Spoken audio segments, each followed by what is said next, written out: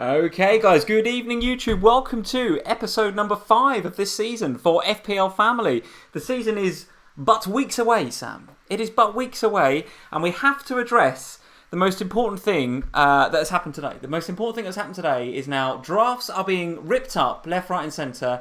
Harry Kane is an absolute must-have in your FPL team. I've seen tweet after tweet. The guys in the Patreon and the Slack have been going, I'm getting rid of, Sterling's out, Salah's downgraded to Mane, and everyone's going Kane. Did you see that goal today? How good was it? Told you all. Don't say told you all. I tell you what, I didn't see, and guys, if you're in the live chat, welcome.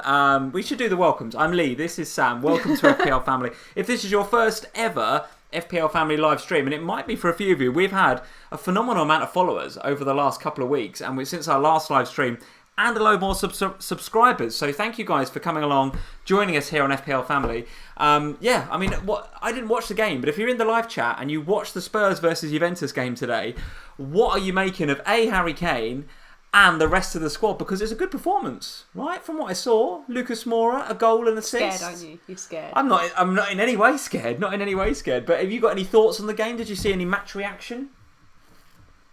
As expected, we were brilliant. Oh God, so nonchalant about it.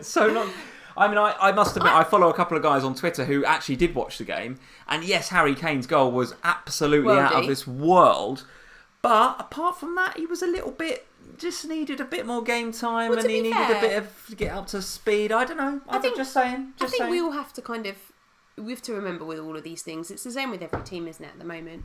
Most of them have not long been back. I mean, the big hitters at Spurs have been back for about a week. Yes. Harry Kane, bless him, he's been off, got married, had a honeymoon. So, he's had some downtime for a change. Proper downtime, proper rest. Absolutely, yes. So I wouldn't... He needed it, frankly, didn't he? Well, quite.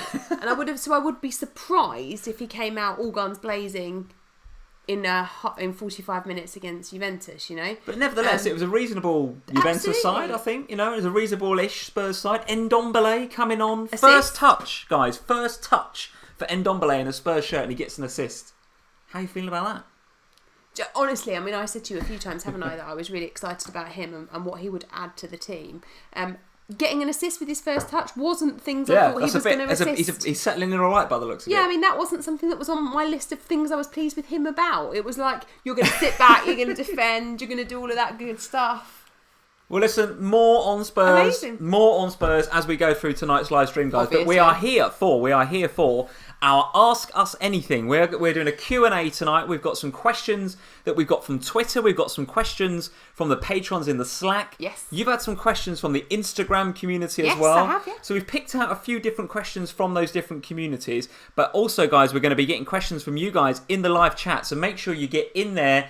Let us know what you want to talk about. The questions that we've got, I think they're all things that are hot topics. There's a question on Leicester, a question on Everton, question on Spurs, which we'll talk about a little bit more. Question on the Liverpool defence, question on Zinchenko in particular, and Man City. But get into the live chat, guys. Let us know what questions you want us to answer. The other thing to say about today is, how shiny am I? So shiny. I caught the sun. I've been playing football. I had a charity football match this morning, guys, which went very, very well indeed. My team came second. Out of 4. But okay, we came second.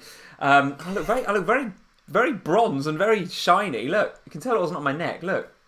Wow.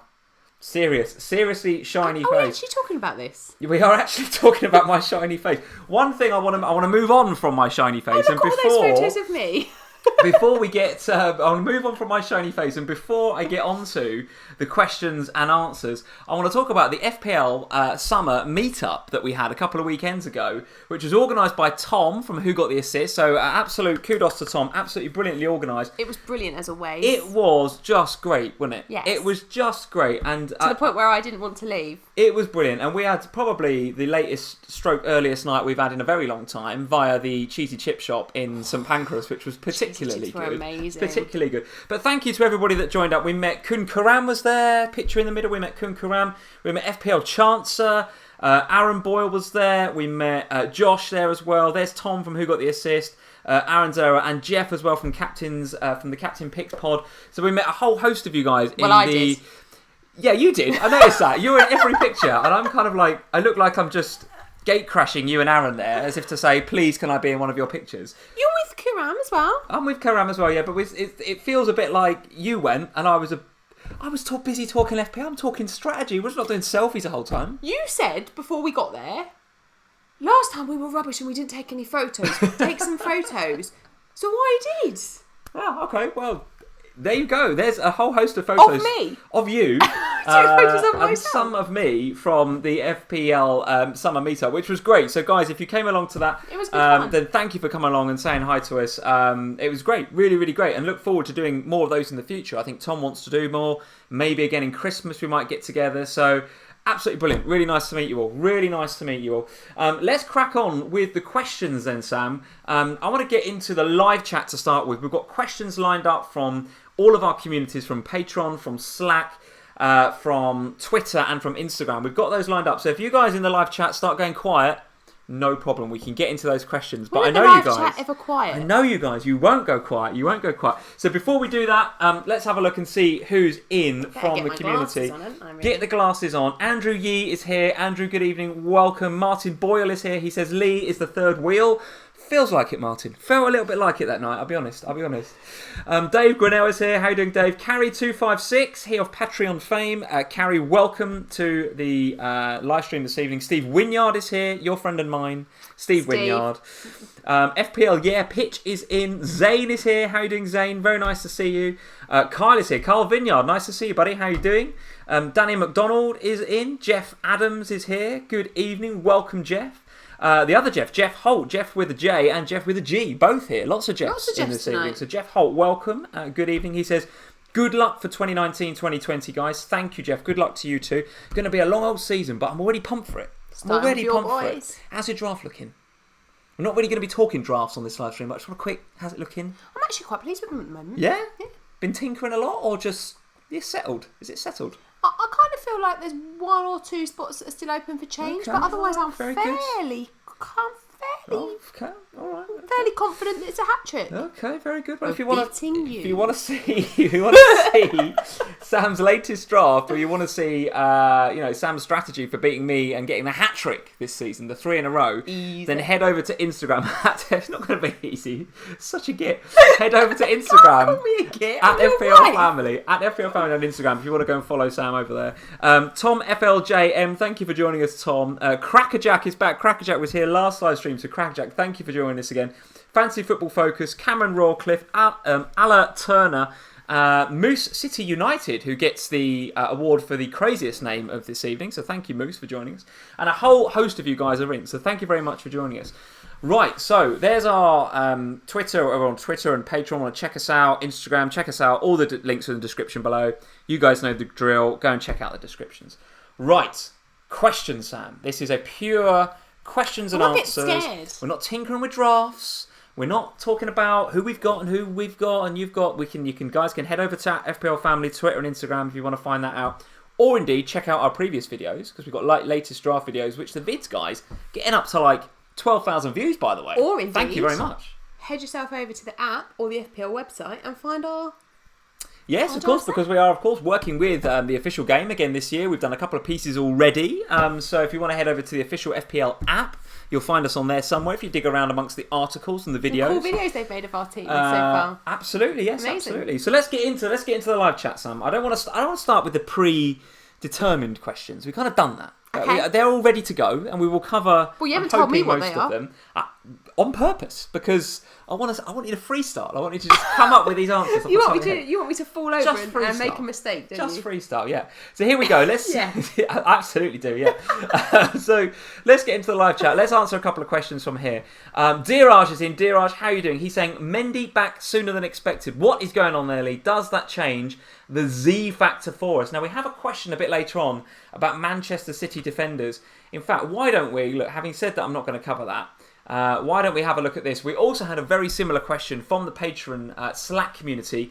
Martin came up and said, what is the best value for money in City's defence? So why don't we, Sam, start with City defence? Talk me through your tinkering in your draft so far. You surely are not considering Ederson again this year after the slating. Never. The slating that you gave him last year. That man will never grace my team again. But I also want to hear your thoughts on Diraj's point in particular, which is left back, Mendy, conflicting reports in the last 48 hours about when he's going to be fit. I remember seeing something maybe even just yesterday or the day before that said... Wasn't it?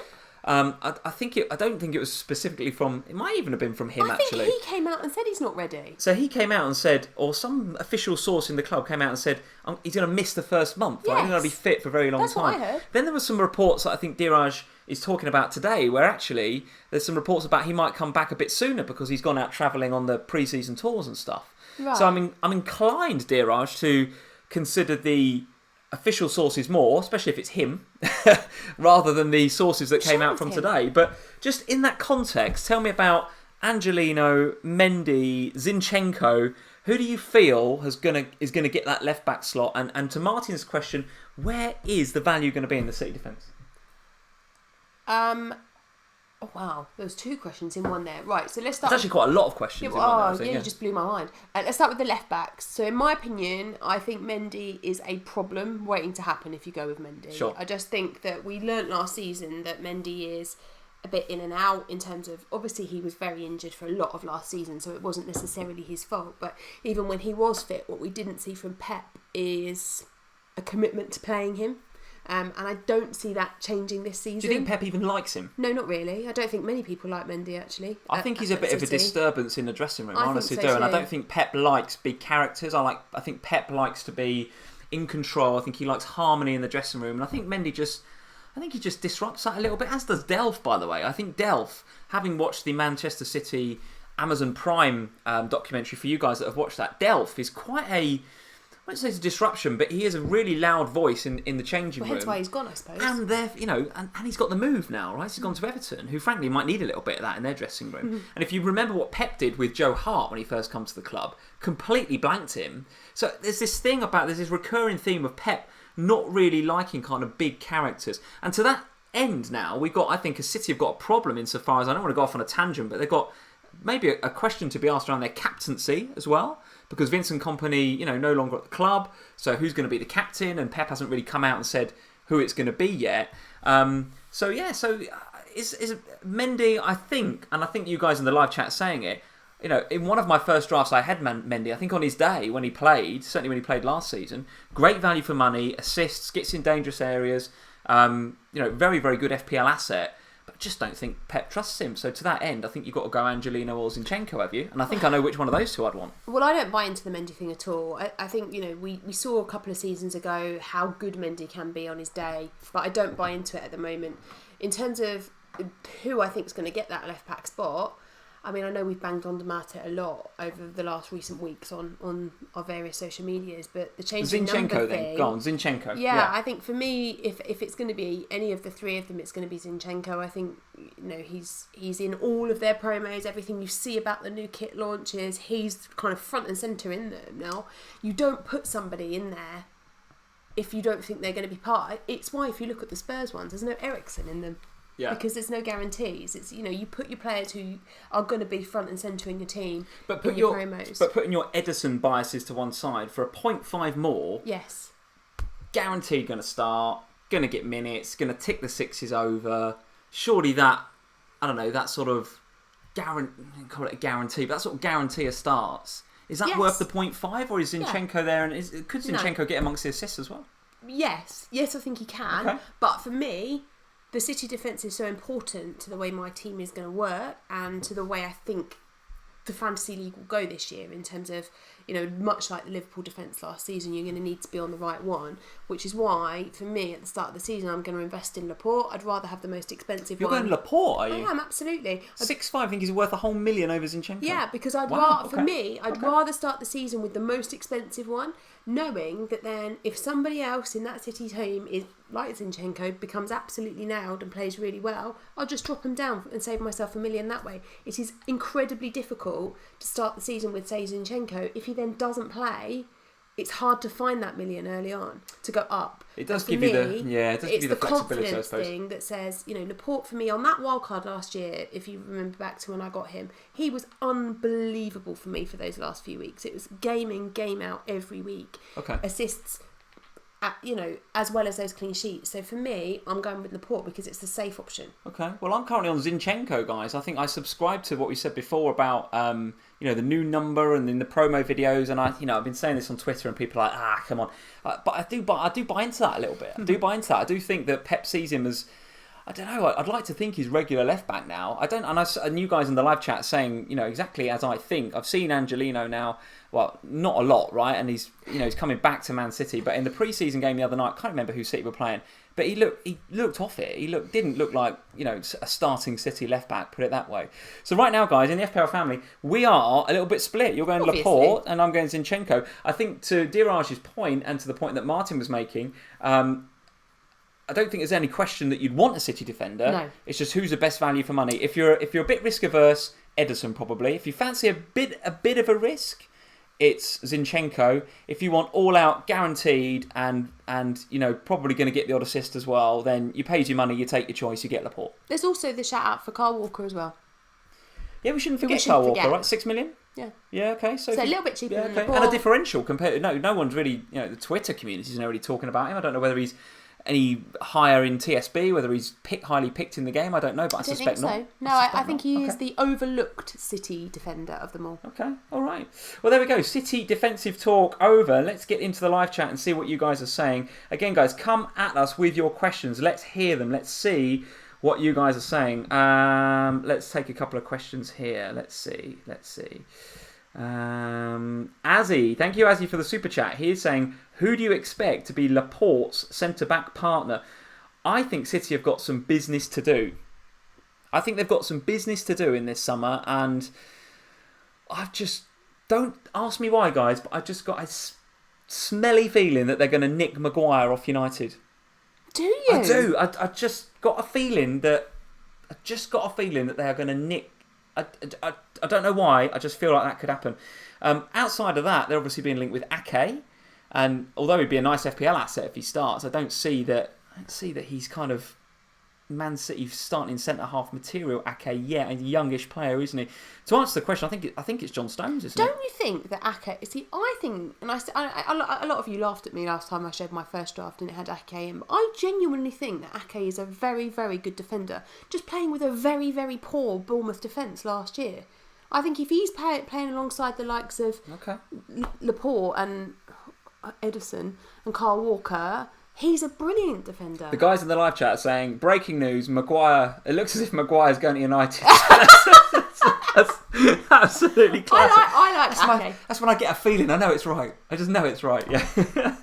I like Ake as a pick myself. Yeah, and Half Pint, thank you, Half Pint. Ake is perfect pet material. I think so. He's mouldable, isn't he? He's definitely mouldable. I think Ake would be a great asset. Dan's in, FPL Chancellor, Maguire will go to United. City won't pay as much. Yeah, you could well be right. Varane, Maguire confirmed to United. Leicester ITK has already posted it. You could well be right, guys. I just had a feeling that City might go in there and nick it. But just to be annoying. Well, possibly. Yeah, possibly. Steve Winyard, thank you for the super chat, Steve. He is saying Hey, Salah, Steve. Kane, Sterling. Pick two of the three. It's Salah and Sterling for me right now. Of course it is, Steve. Kane cannot score worldies every week, Sam. Steve! And the other two are on better teams. Ooh, some shots. Steve. Some shots Steve fired. Early shots. Steve, welcome back to the FPL Family live streams. He's been lingering in the shadows for the first 4 live streams, I've noticed, the first 4 videos. But now we are back with another live stream. He's come out of the shadows. He's fired some shots across at you, Sam, and he's saying the other two are in better teams. He needs to be back to the lethal box guy that we saw before. And I saw a tweet just as I was coming on, and I actually liked it. It said, if Kane had scored a 6-yard tap-in today, I'd actually be more convinced that he's the Kane, the fox in the box, the poacher is back. He's Give not going to... him a chance. I know. Give the man a chance. Let's answer Steve's question now then, Sam, and try and be as... I hate to say it. Try and be as balanced as you can. What's the question? The question is, Salah, Kane and Sterling, pick 2 or 3. That is the question. Okay. It looks as if Steve has already made his mind up and going Salah and Sterling, by the way. I think it sounds like he's already made his mind up. But both really good picks. Give us your view. Who's in your draft right now? Salah and Kane. Salah and Kane. And I assume you've got KDB, and I've got haven't KDB you? Yes, because okay. I think we learned last time we did our last live stream that we did that I'm really torn on this KDB Sterling thing because every part of me wants to put Sterling in my team. Every single part. There isn't a part of me that wants to start the season without him. However, finances are just dictating that something has to give somewhere. Yeah. And I looked at the KDB stats, and when you take into consideration the injuries and therefore game time and all of that kind of stuff, there isn't huge amounts between Sterling and KDB. There is a difference. There is no denying that, and Sterling is a better pick. But can I use that money that I'm saving in not having KDB? It's that Mane Salah thing from last season, isn't it? Yeah. So at the moment, that's where I am. That's where I am. Okay, all right. Well, we had a very, very similar question. I'll just bring it up on the screen there. Very similar question via Instagram, actually, at FPLFamily over on Instagram from FPL Support. He was saying, he's struggling to get Kane in my team. I need some good and cheap defensive options. And to do so, I'm being selfish, wanting Sterling and Salah as well. So, hashtag I want it all. Very similar question to Steve's there in terms of, you can't really... You can have all three, but the rest of your team is going to look absolute guff. But you're very much on the Salah and Kane wagon right now. Right now. With KDB in the middle as well.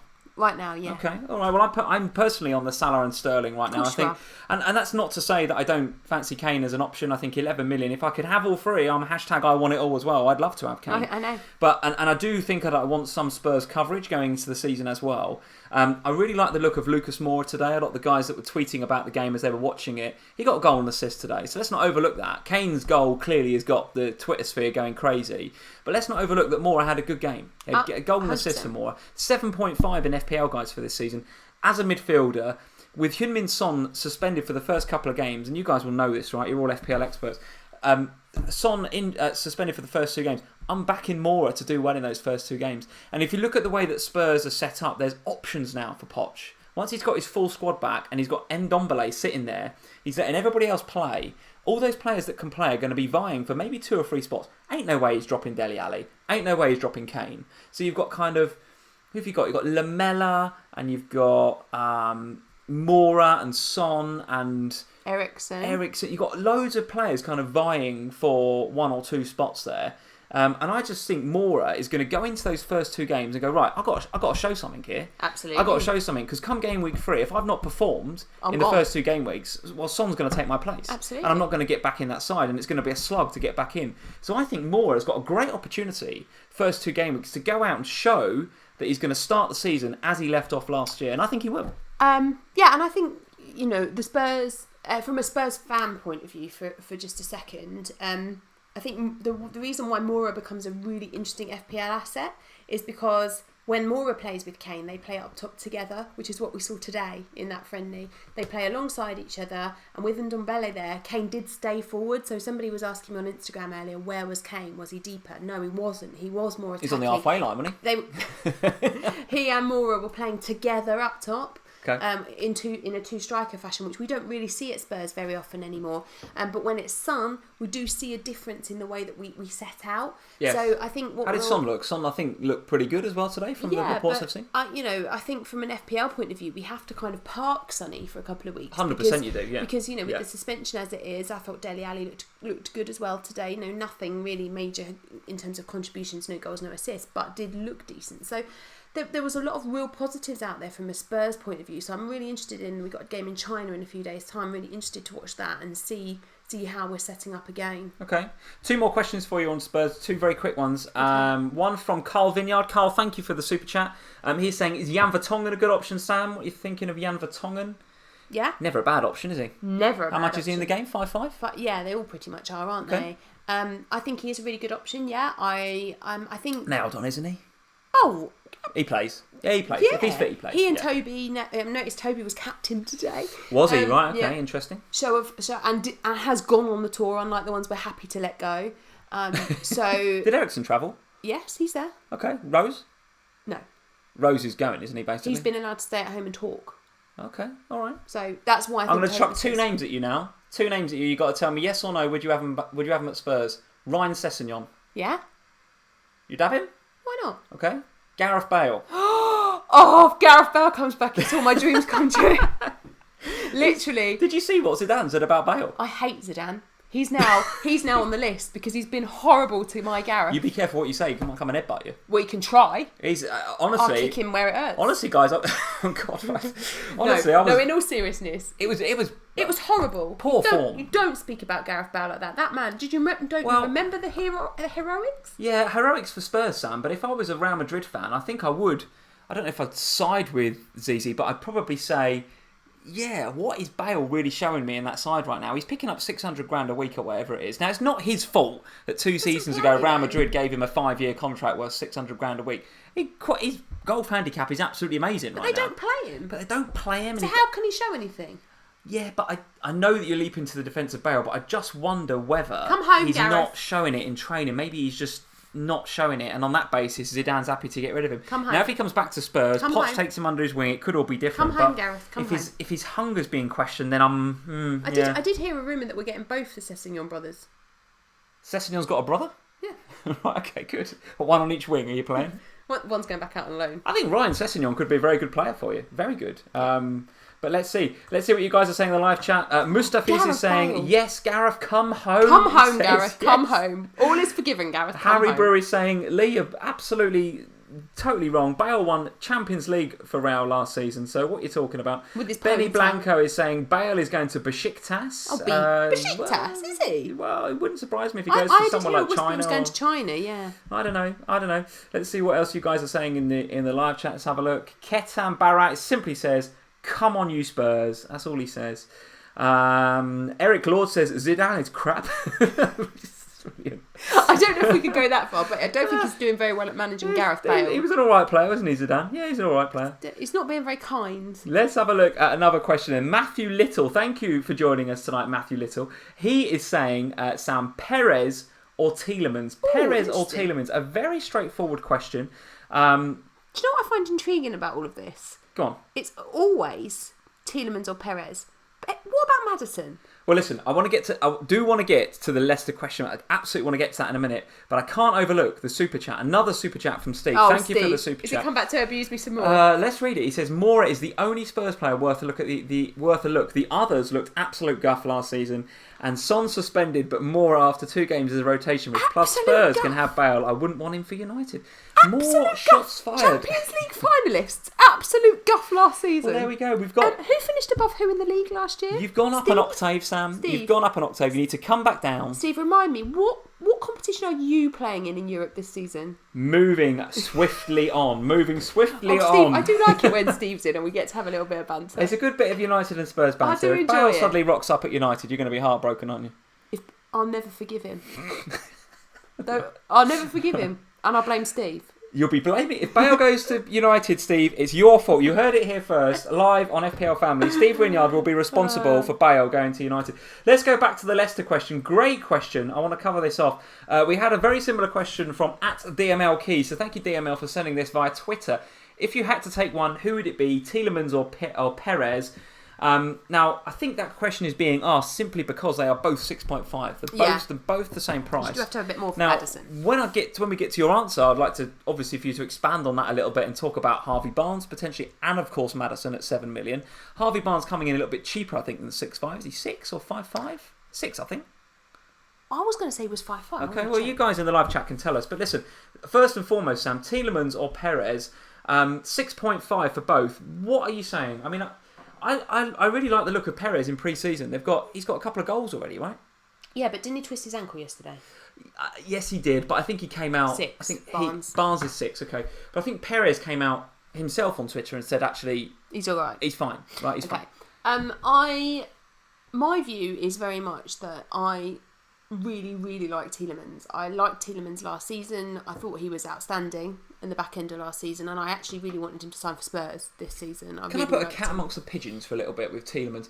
Do you think that Tielemans overperformed at the back end of last season because he was looking for a contract with somebody? I don't think he's Mahrez, if you put it that point of view. I just have this niggling in the same way that I feel about Maguire going to City, which is clearly guff.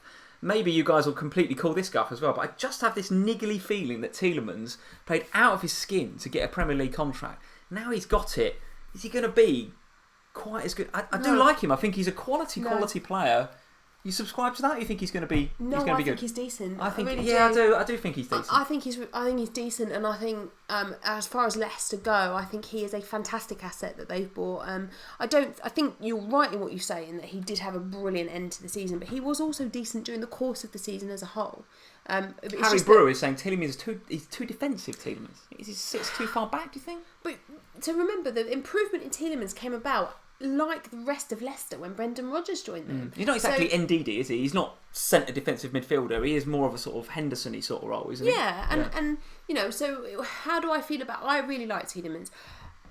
On the reverse of that, or from the other point of view, I also think that Perez, if we look at how Newcastle performed for most of last season, he had a great season in a team that were distinctly average for most of the season. And so in a team like Leicester, under Brendan Rodgers, who are mid-revival, I think we'll see a really good season from Perez as well. So it's a struggle between the two.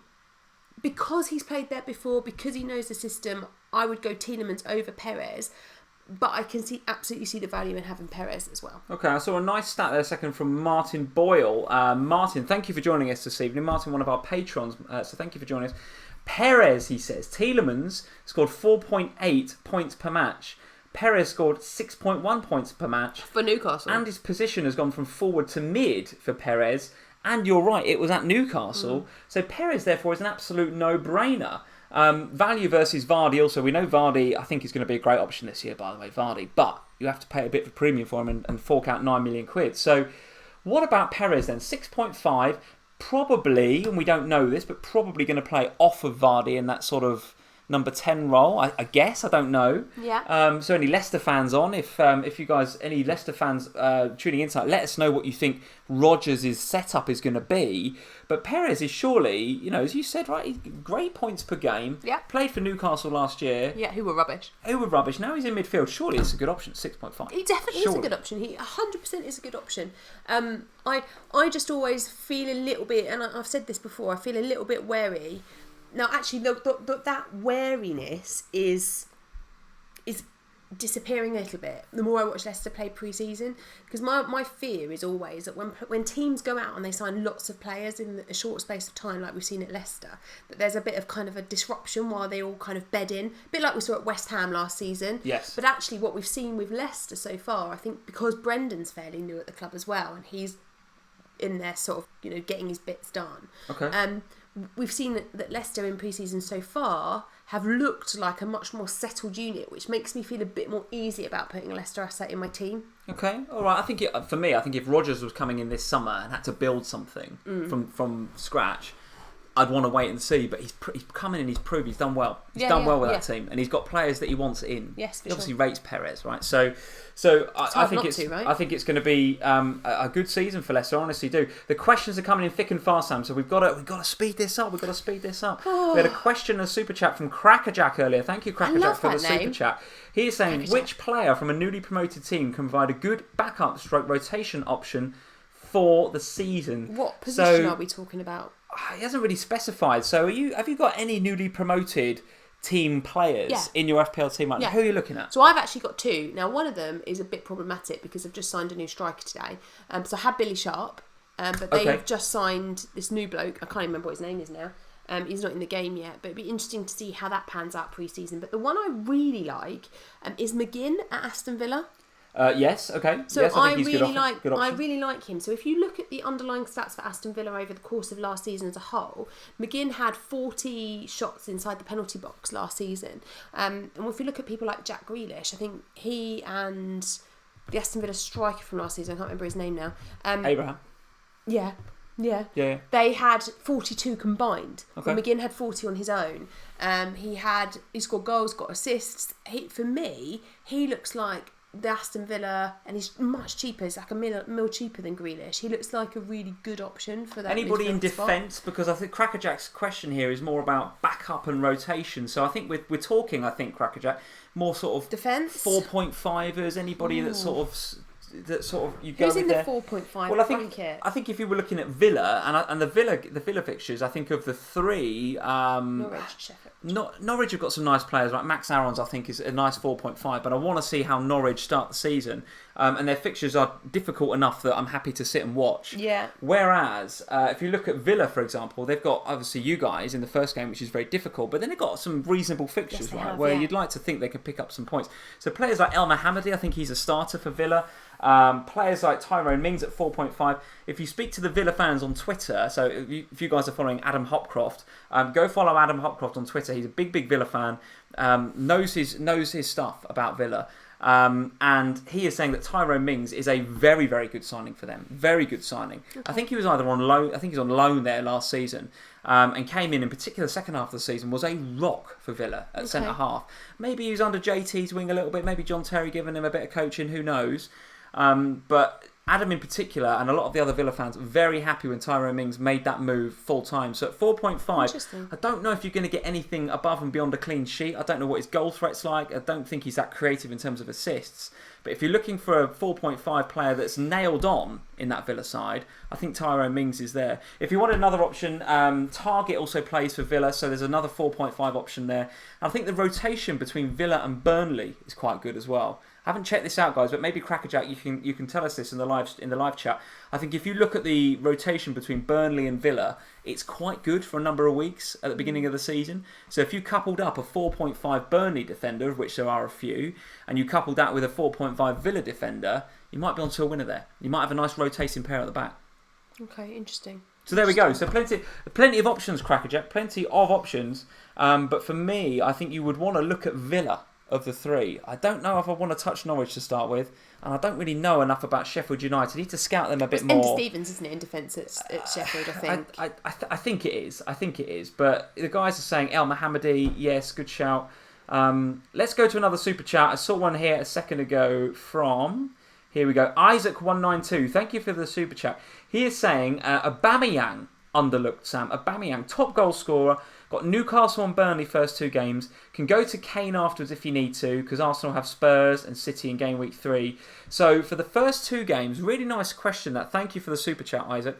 He is saying, Aubameyang, are we overlooking him? Because first two fixtures are Newcastle, who we know are in turmoil. Then they go at home to Burnley. And I don't know if you guys have seen the game week 2 fixtures in full, but actually the captain choice in game week 2 is not that easy. No, because Spurs have got City. It's not that easy. Spurs and City, Liverpool go away somewhere, can't remember where. But it's you'd probably go for Salah, probably. But if you had Aubameyang, you'd potentially go home to Burnley, wouldn't you? I think if you had him. So I actually do think Aubameyang is a little bit overlooked at the moment. 11 million. You can move sideways to Kane if you need to, if Kane starts exploding. So he's potentially a bit of a placeholder from there. Are we overlooking Aubameyang? Probably is the honest answer to that. I think for me, the issue isn't Aubameyang, because I look at Aubameyang and I look at Lacazette. But the issue is Arsenal generally, and I genuinely don't mean that with my Spurs hat on. I mean that with my FPL hat on.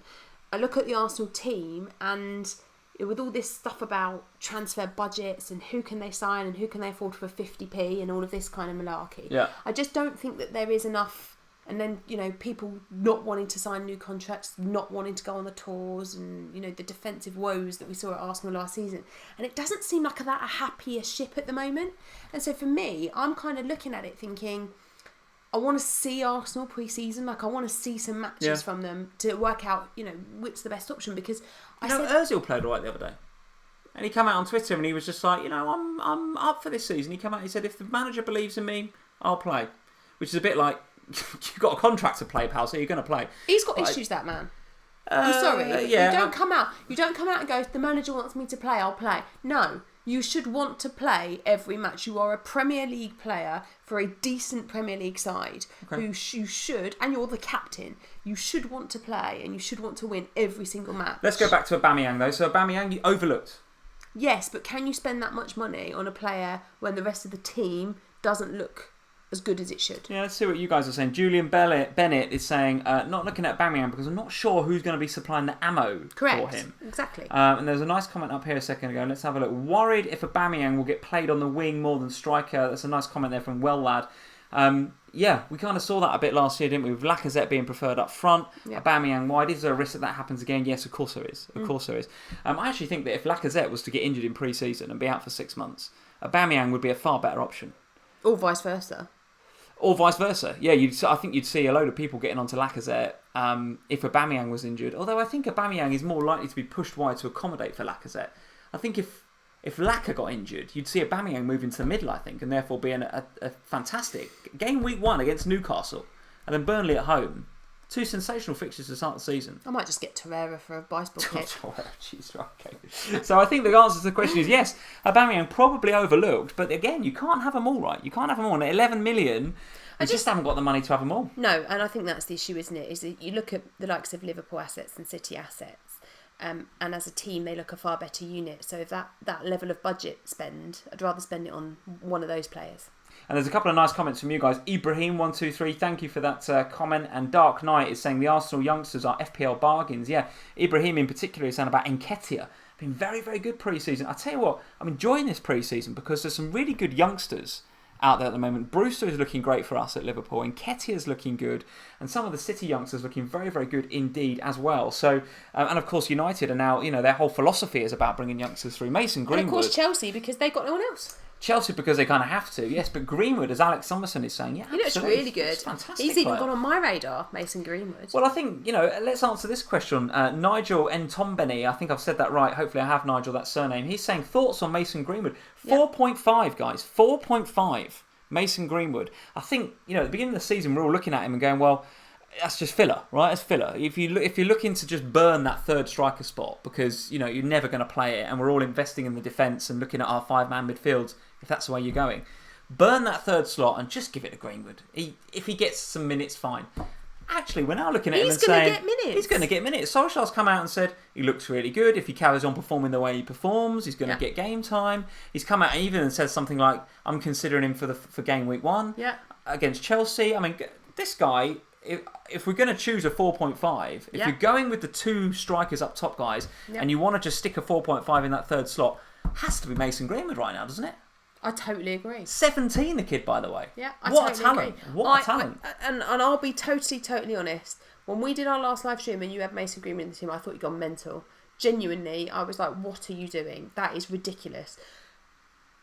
And then I've watched him pre-season. The kid has got serious talent and actually is far, in my opinion, far better than Lukaku. So why is the game... It's a statement. He's not achieved anything yet, Mason Greenwood, but I agree with you. I think Solskjaer agrees with you. Clearly he's trying to offload Lukaku and he wants to invest in youth. But I don't think you can say he's better than Lukaku yet. But he's definitely got potential. 100% got potential. I'm slowly but surely on board with the Mason Greenwood thing. I really am. Okay, all right. Are you going 2 big ones and a little one at the top? Are you going for a 4.5 striker? I wasn't.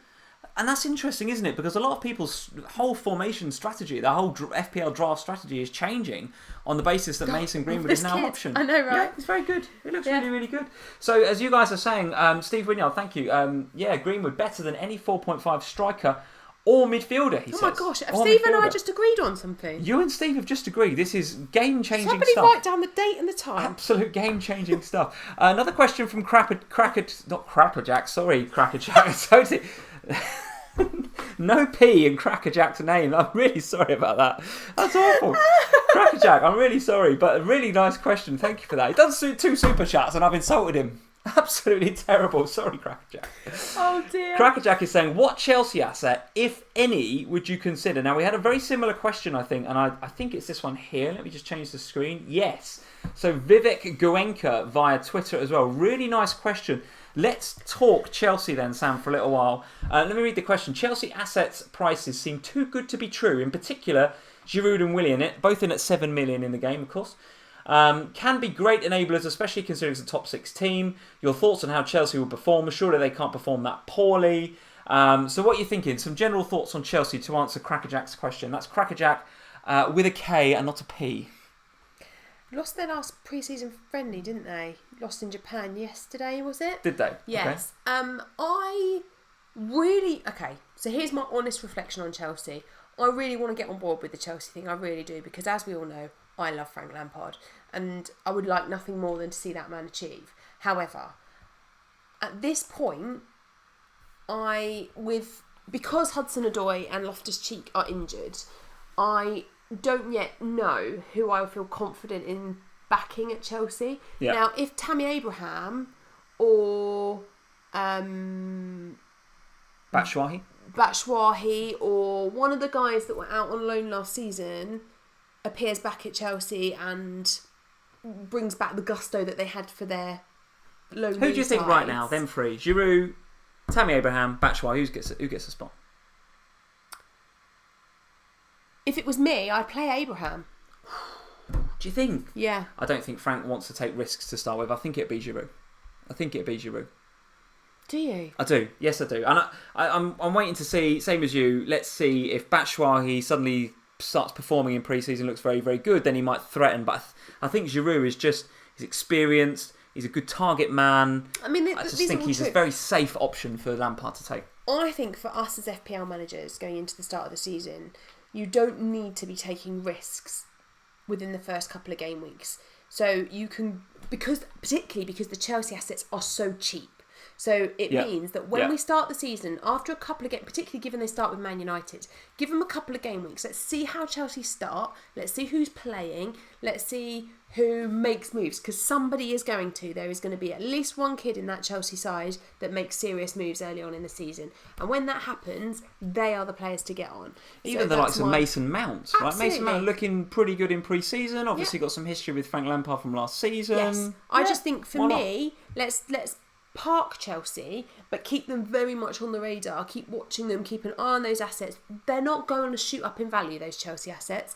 They won't, because they don't have a nice start to the season in terms of that United game first. Well, you say that, and I do agree with you, but say they go to Old Trafford and win. Right. Then, say they go to Old Trafford and win, then they go Leicester at home, Norwich away, Sheffield United at home, and then away to Wolves, who will be in some sort of Europa League match. Say they go to Old Trafford and win. But that's my point, is that they've got Man United and then Leicester. So those first two games, they're not easy games to start the season. But within those two games, what we'll see as FPL managers is there will be at least one Chelsea asset who goes, I'm going to be counted. You see, I think FPL chance are absolutely spot on here. It might not be Ross Barkley, but there's going to be a bandwagon. He's saying there's a Ross Barkley bandwagon coming in. There will be. I think Chelsea, genuinely... Give them 2 game weeks. Yeah. Someone will stand up. And that will be the first bandwagon of the season. I'll mark my words. Yeah, and I think I said it on the last live stream, right? I put a tweet out there that said, okay, well, here's a Hazard-less Chelsea team. Here's what it looks like, their first 11. And then here's what the bench might look like. It's not terrible. There's some absolutely fantastic players in there. Okay, they've lost their best player. No doubt about it, lost their best player. It's not terrible. Some fantastic players. Agreed. But as an FPL manager, we don't know how that team's going to look. They've lost their best player. They've lost their manager. It's a bit all over the place at Chelsea at the moment. Okay. There is no need to take a risk on picking a Chelsea player because probably whichever one you pick is going to be the wrong one. And Harry Brewer is saying, Danny Drinkwater, is he still a thing? Yeah, Chelsea tweeted about him the other day. He's not a starter, is he? No, they tweeted about him and somebody said... No, it wasn't Twitter because I'm not on it. It must have been Instagram. They Instagrammed about him, a picture of him, and they said Danny and then a caption of him drinking water. And somebody said, why do you only ever use him when it's a caption about water? And that is literally what all he's used for when they need to promote the water, like... Well, there we go. I think a lot of you guys are saying, fixtures look good from game week 2. Could be a bandwagon coming. I think you're right. It's game week 3 onwards. You've got to wait on Chelsea. I genuinely think it's gonna put a cat amongst the pigeons. Any of you guys that are thinking about what your transfer might be for game week 2, I think that's the one that's going to rock the boat. If Chelsea go to Old Trafford and get something, and say Pulisic looks good at Old Trafford, gets a couple of assists or maybe a goal. All of a sudden, we're all doing Siggy and Richarlison out, and we're all getting Pulisic in, aren't we? But that's you can just see it happening. That's when you're going to roll your transfer for game week 2. So you got a little mini wild card going into game week 3. So you can get on whichever Chelsea asset it is that starts performing in 1 and 2. That is how it's going to go. We all know that that's how it's going to go. So don't risk it, is my opinion. Be flexible is the answer. Charlie King, thank you for joining us, Charlie. He says, Jorginho on penalties, Sam? I think so. Yes, I think so. That seems to be what's happening, yeah. Let's see what else you guys are saying. Jorginho on penalties, yes. Sherilyn and the Chelsea defence, Louise or Aspi. Given the amount of options that we've got in defence, and given the clamour for Liverpool and City and Everton, and then as we mentioned before, the Burnley, Villa rotations and stuff, are Chelsea even in our thoughts defensively? I think they're a little bit too expensive, to be honest, the Chelsea defence. Yeah, I just think they're just a little bit overpriced because you could have, we all want to have a City one and a Liverpool one. At least one City and at least one Liverpool. And then probably you want another expensive one. Most people are going Digne or Coleman. from what I've seen. Some people on Spurs assets because, good home fixtures at the start of the season. There's all those kind of middle of the road 5.5-ish million pound defenders. Okay. Now, again, with Leicester and Man United to start the season, It's still a wait, isn't it? Do I want to spend on David Luiz and do I mention Alonso? Here's a name for me that I'm going to throw at you, and you guys in the live stream. No, you guys in the live stream are absolutely on the ball as usual. If Rudiger is injured, which he is, and therefore not available for the start of the season, there's a pretty good chance, because they can't sign anybody, that Azpilicueta fits into that back three. Now, we're assuming that Frank is going to go with that back three, wing back setup, right? Yeah. If Azpilicueta fits in on the right side of that back three, Zappacosta suddenly becomes a flying 4.5 wing back for Chelsea down that side.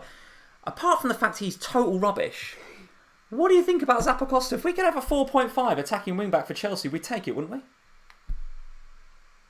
You're not convinced. I still stick by what I've just said. Okay. I don't want him for United. I don't want him for Leicester.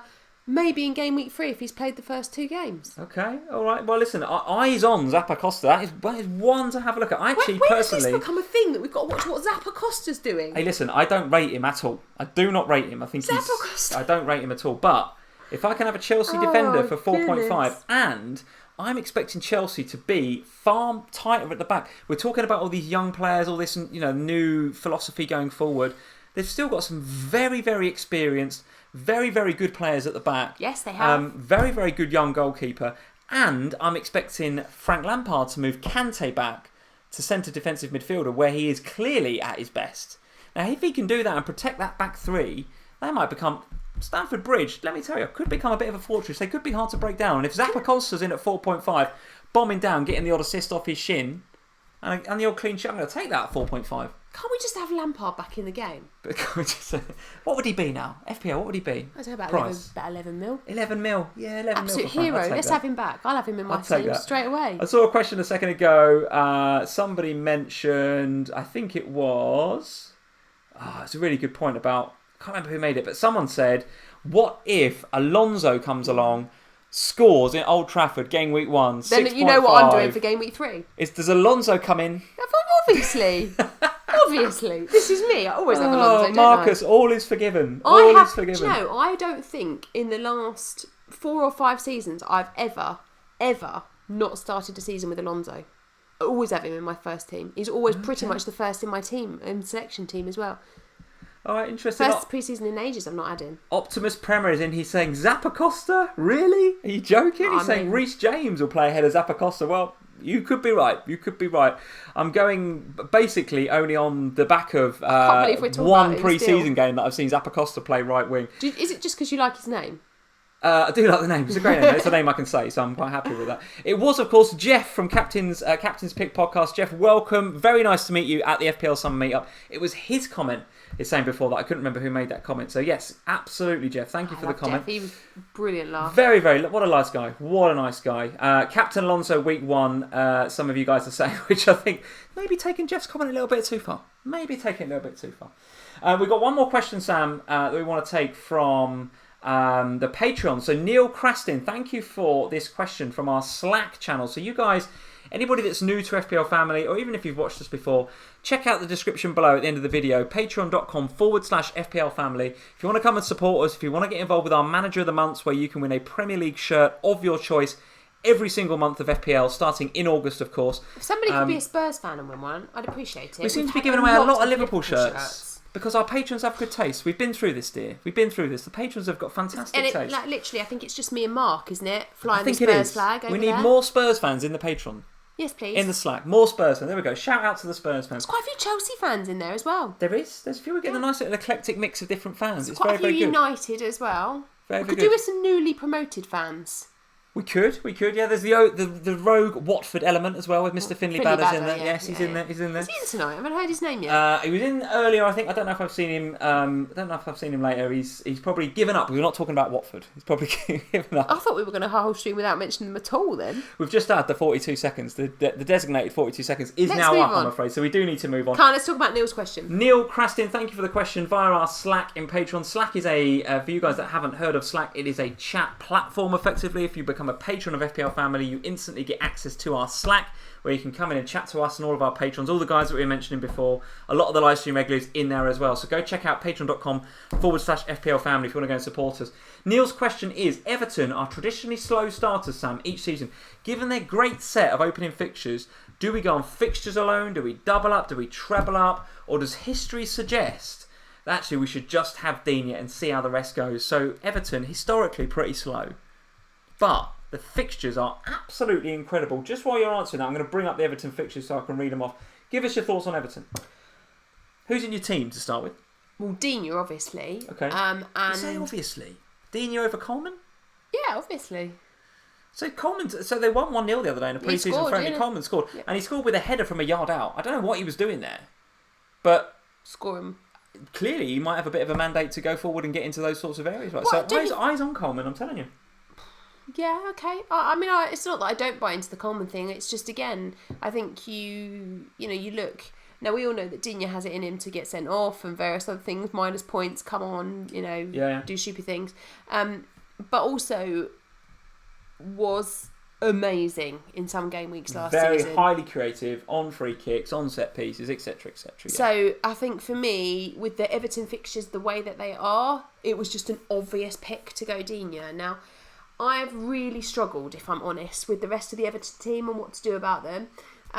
So at the moment, I've got Calvert-Lewin in my team, and I'm still kind of a bit unsure about this as a pick because I still don't really feel comfortable that Calvert-Lewin is going to start every game. There is this real risk that we get a false 9 instead of him, or that they sign somebody new, or there's all of that other kind of stuff. I kind of don't see Toussaint as being ahead of him. I think Calvert-Lewin's ahead of Toussaint, but it's a tough one. Toussaint is done. He's not even in Silver's thoughts, I don't think so. So I think if he's playing a striker, it's Calvert-Lewin, unless he's signing somebody new or playing Richarlison in a false 9. My preference would be to go with one of the... Richarlison always starts the season well. So my preference... He starts off like a house on fire, which is... I must admit, I've had Siggy in my draft, and I'm not really tinkering a lot with my drafts, as you guys that follow me on Twitter will know. I'm not really doing a lot of drafting. But when I did that sort of gut draft, Siggy was in, no question about it. Lately, I'm listening to a few pods and I'm thinking, maybe Richarlison. He was a big favourite of mine. He's a big favourite. He's a bit of a differential at the end of the season last year, so he does start well. I'm maybe coming around to Richarlison. I don't know. In answer to Neil's question, I am in the 2 Evertons to start the season. Okay. Camp. Okay. Well, listen to these fixtures. Here are the first 8 fixtures, guys, for Everton. Palace, Watford, Villa, Wolves, Bournemouth, Sheffield United, Man City, Burnley. So other than playing Man City at home in game week 7, those fixtures look absolutely tasty as hell, don't they? And I must admit, I'm on Digne as well, mainly because of the flexibility. I think if Coleman starts firing, then... It's easier to go down than up. It is easier to go down, but then I sort of think, well, it's a bit of a sideways move then, isn't it? I think whoever you go with at the beginning of the season... I think you probably stick with and know that over the course of those fixtures in the first 8 game weeks, they're both going to get some points, aren't they? Yeah, it's going to be there or thereabouts, up to using your first wild card. I suspect. I don't know.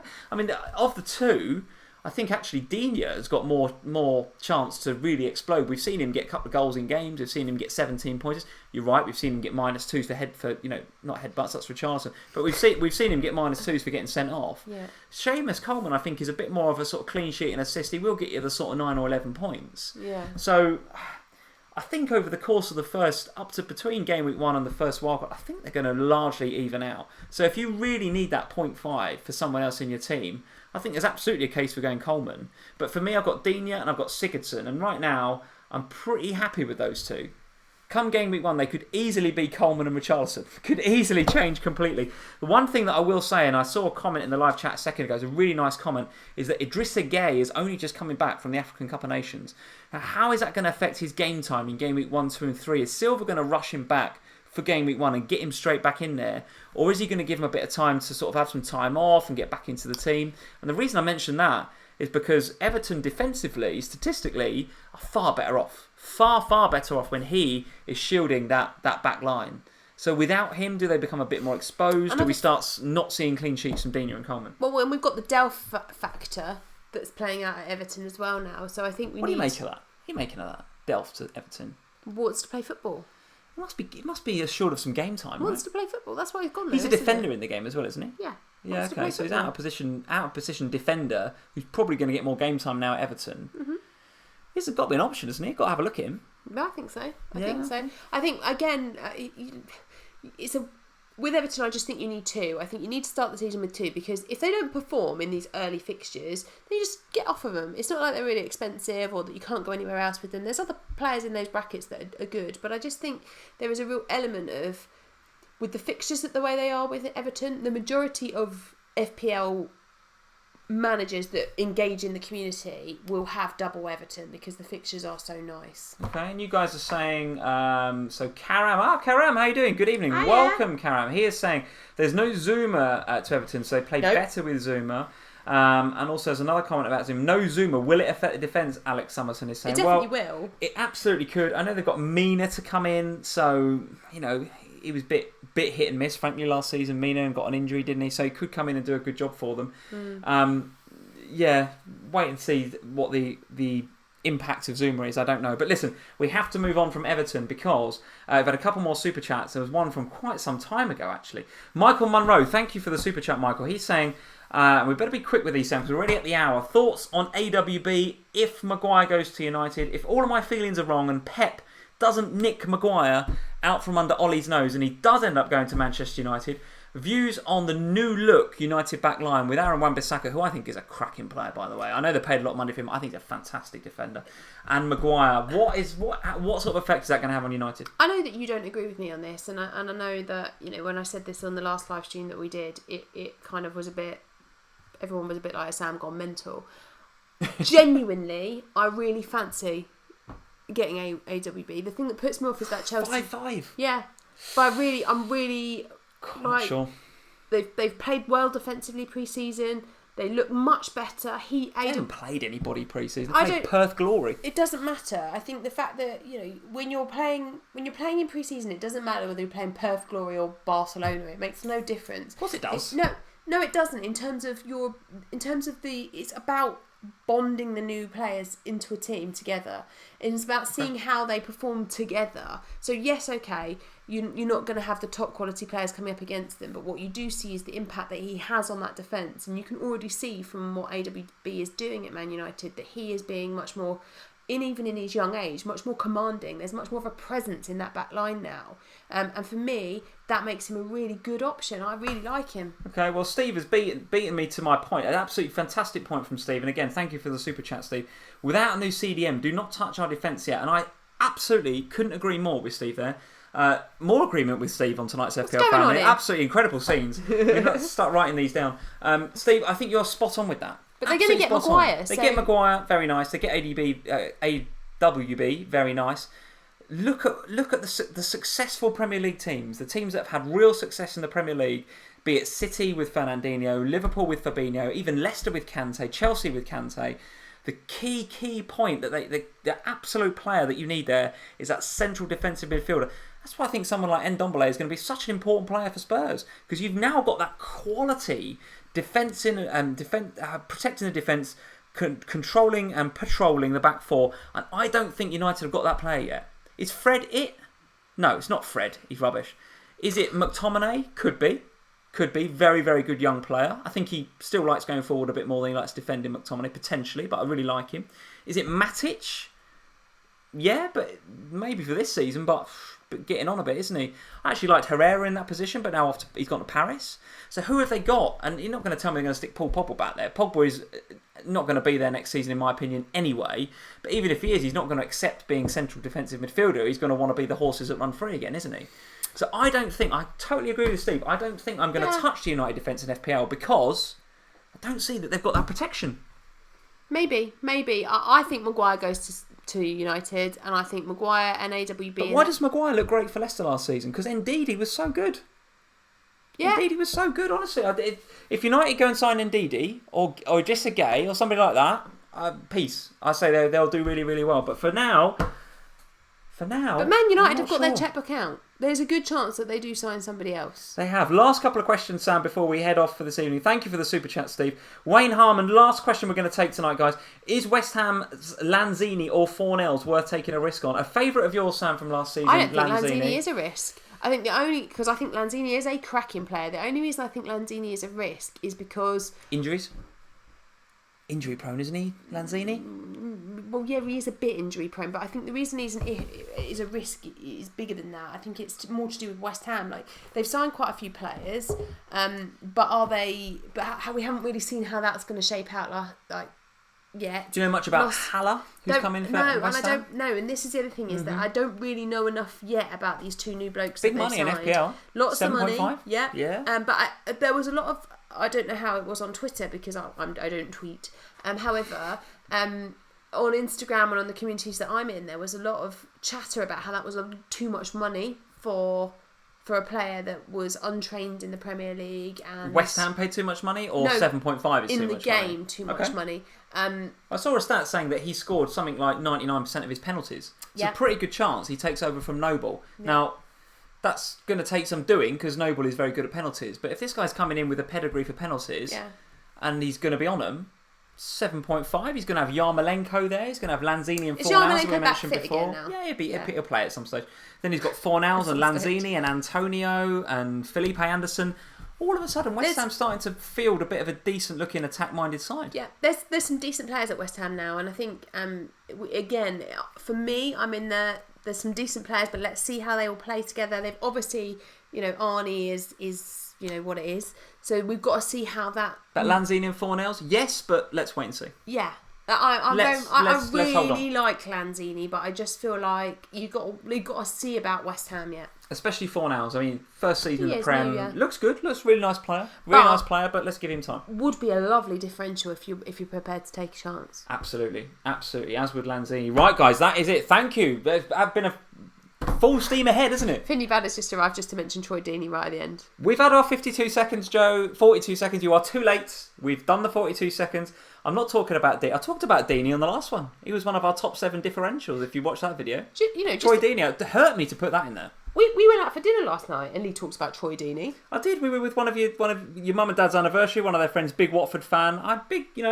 He's expecting big things from Watford this season, and me too. I think they. I don't think he was expecting big things from Troy Deeney though.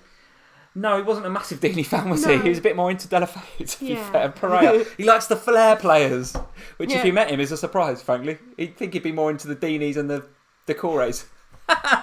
But there we go. Guys, thank you very much for joining us this evening. We peaked something at like 330 of you in tonight. So for a pre-season stream, that is absolutely sensational. So guys, thank you for joining us. If it's the first time you've tuned into FPL Family, welcome. We'd love to have you back on another live stream as we go through the season. Hit that subscribe button before you go if you're new around here. Hit that notify bell as well so you know when we do live streams. We're going to have videos coming up between now and when the season starts. We will also have another live stream which will of course be our game week 1 preview, Sam. That is going to come around very, very quickly. That will be in the lead up. We'll be doing some predictions. We will be doing our predictions, which was, I thought, a great way to end last season when we did that final live stream and we got our predictions out, and I relegated Watford and you relegated Newcastle, which I went a year too early. You went a year too early. I mean, you just went a year too early. You had the foresight. It was the jammy pig. It was the foresight. So we'll be doing that again, of course. So look out for that. The next live stream will be a game week 1 preview. It will likely be in the lead up. It'll be the first week of August, right? Because August 9th is the big kickoff. So it'll be in that week leading up, probably the Thursday, which is like that. When you're the old man. I say the 8th. We can't do it the day before, can we? So we might have to do it on the... What are we talking about? Live stream? Live stream, yeah. No, we'll do it on the Sunday. We always live stream on Sunday. We'll do it on the Sunday before the Friday. Yeah. Let's do that. Sunday the 4th, I think it is. But as ever, guys, we don't really plan ahead. So follow us at FPL Family on Instagram, at FPL Family on Twitter as well. And obviously hit subscribe, notify, like, share and subscribe. All that good stuff. And we will see you very, very soon. Thanks for joining us. Take care, everyone.